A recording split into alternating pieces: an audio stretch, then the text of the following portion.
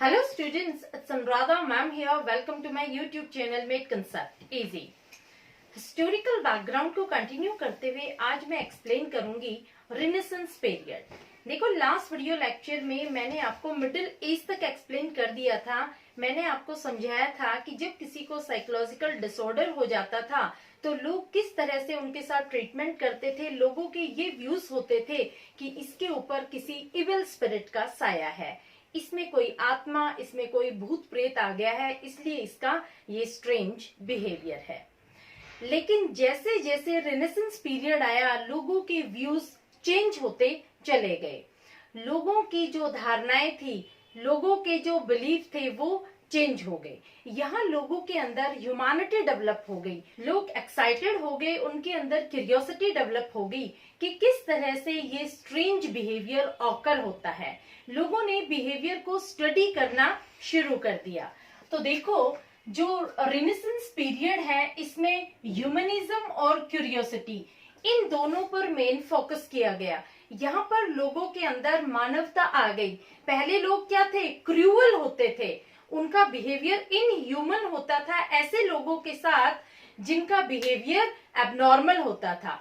अब लोगों के अंदर ह्यूमैनिटी डेवलप होगी और क्यूरियोसिटी भी डेवलप होगी। इसके साथ साथ लोग ये भी जानना चाहते थे कि ये जो बिहेवियर है ये किस कारण से ऑकर हो रहा है। जोहन वेयर के अकॉर्डिंग जो डिस्टर्ब्ड बिहेवियर होता है वो साइकोलॉजिकल कॉन्फ्लिक्ट और डिस्टर्ब्ड इंटरपर्सनल रिलेशनशिप का रिजल्ट होता है। यानी जब हमारे दिमाग में कॉन्फ्लिक्ट चल रहा होता है, जब हमारे इमोशन और रीजन में कॉन्फ्लिक्ट होता है तो हमारा बिहेवियर डिस्टर्ब्ड होगा। जब हमारे इंटरपर्सनल रिलेशन यानी जब लोगों से हमारे रिलेशन खराब होंगे तब हमारा बिहेवियर स्ट्रेंज होगा। इन्होंने इंसिस्ट किया कि जो विचेस होती हैं वो मेंटली डिस्टर्ब्ड होती हैं, उनको मेडिकल ट्रीटमेंट की रिक्वायरमेंट होती है, ना कि झाड़ फूक की। अब आता है रिफॉर्म मूवमेंट जो स्टार्ट हुआ था 17th एंड 18th सेंचुरी में।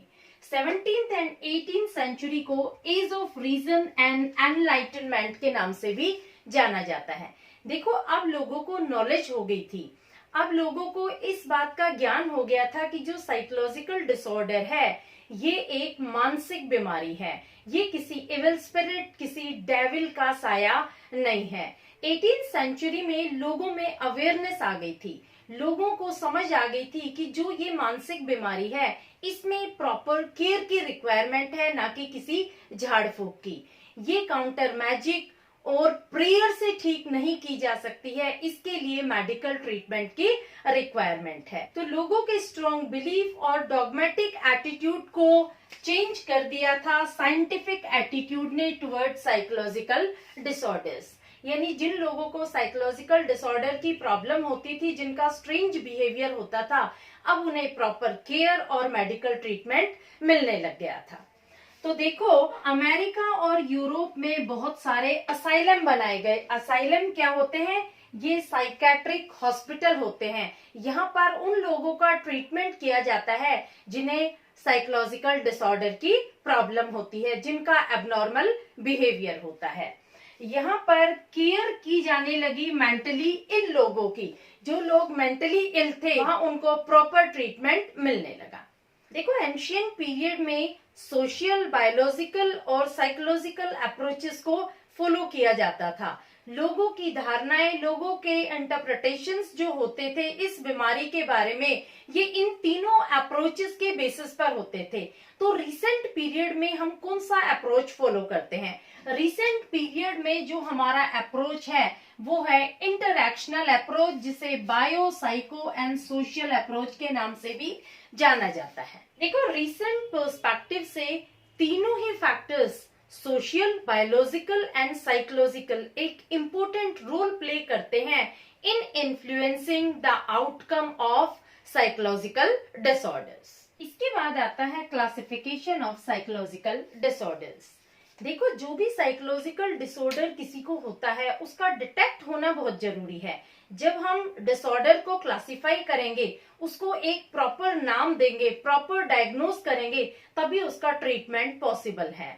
जितने भी साइकेट्रिस्ट हैं, साइकोलॉजिस्ट हैं, जो सोशल वर्कर हैं, वो एक दूसरे से कम्युनिकेट कर सकते हैं अगर बीमारी का प्रॉपर क्लासिफिकेशन हो जाता है तो उन्हें रीजन फाइंड आउट करने में प्रॉब्लम नहीं होती कि ये जो डिसऑर्डर हुआ है ये किस कारण से एग्जिस्ट हुआ है, और वो सोल्यूशन भी फाइंड आउट करते हैं। प्रॉपर डायग्नोसिस होने के बाद वो उस बीमारी को ठीक करने की भी कोशिश करते हैं।